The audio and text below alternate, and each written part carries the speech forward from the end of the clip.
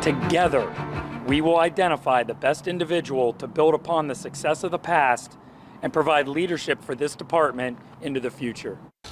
That was Norfolk City Manager Dr. Chip Filer announcing the search for Norfolk's next top cop. It has been about 5 months since that announcement was made, and tonight the News 3 team of investigators is diving deeper into the search process and how you can be a part of the search for the new chief. News 3 investigator Zach Dahlheimer joining us now after sitting down with Filer about the search for the new chief. And Zach, I mean, with all this violence that we have been covering in Norfolk, there's got to be greater urgency to find a police chief. Yeah, Kurt, and we heard that urgency from residents we talked with earlier today. We'll get to that in just a moment, but things should start ramping up soon now that a firm has been chosen to help the city with the search. A lot has gone on since last April when former Chief Larry Boone announced his retirement. Boone is now our WTKR law enforcement analyst. Now, in fact, I want to bring you up to speed with the timeline of what's taken place to help you all out with what's taken place so far this year. April 6th, that's when Boone told Filer he's planned to retire. That retirement went into effect on May 1st. Since Boone left office, former Norfolk Chief Mike Goldsmith has been serving as interim chief. Now, you see there, almost 4 months after Boone's retirement went into effect on August 25th, the city came out and said they chose Morris and McDaniel management consultants out of Alexandria, Virginia, to help them with the search for a new chief.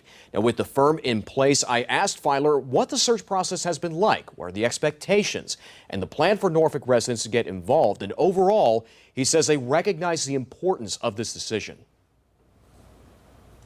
We do believe this is an attractive position. Norfolk City Manager Dr. Chip Filer speaking with me about the search for Norfolk's next police chief. The process starting in late April when Filer says the city made the choice to go with the search firm. The benefit to using the search firm is they do searches for all kinds of cities, and they know candidates that didn't ultimately get the job but were qualified. After a multi-month process, the city ended up hiring Alexandria-based Morris and McDaniel, a personnel management firm for public safety. They've been doing this work for around 45 years. They primarily work in the areas of promotion inside public safety. I think it gives us a distinct advantage right out of the gate of identifying some potential folks that might be good fits. We asked Filer what makes the job attractive and if recent crime and department vacancies would impact the search. It's in many ways a big city department. We are a very diverse department, and I think what I'm looking for is for someone who comes in, recognizes the reality of the situation that we're in, perhaps brings some wonderful experience from whatever jurisdiction they were in ways that they tried to combat that, and then ultimately moves us forward. We also asked about expectations for the candidate pool, including whether experience or geographical ties come into play. The last 2 police chiefs have both been internal hires, and were pretty obvious to move up to the chief's position. We've had those conversations about someone internal just sort of stepping up, and that still could happen. Are you expecting to go a different route this time and bring in someone from the outside in? Well, I think by getting a search firm and doing a full open search, we are opening the candidate pool. But we are committed to doing a national search, and may the best man or woman win.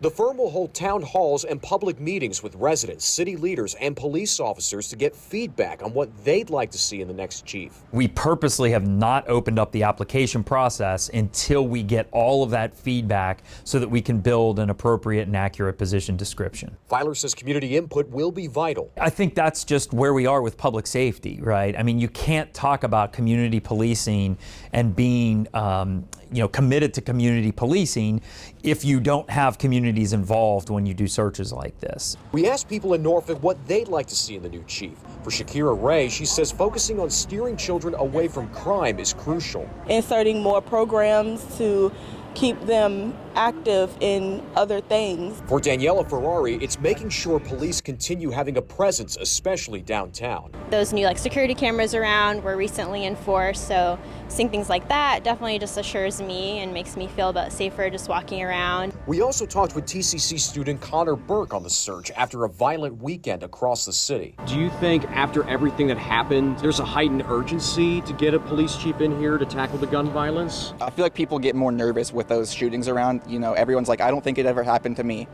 So I definitely feel like people definitely want a police chief in here soon. Now, today, I also asked Norfolk City leaders about that same sense of urgency you just heard Connor say. A source with the city tells me the search was already an urgent issue based on past incidents in part.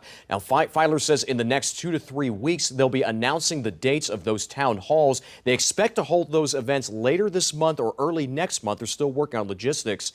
And Dr. Filer says his ultimate goal is to have a new chief announced by the end of November or early December. Zach Dahlheimer, News 3.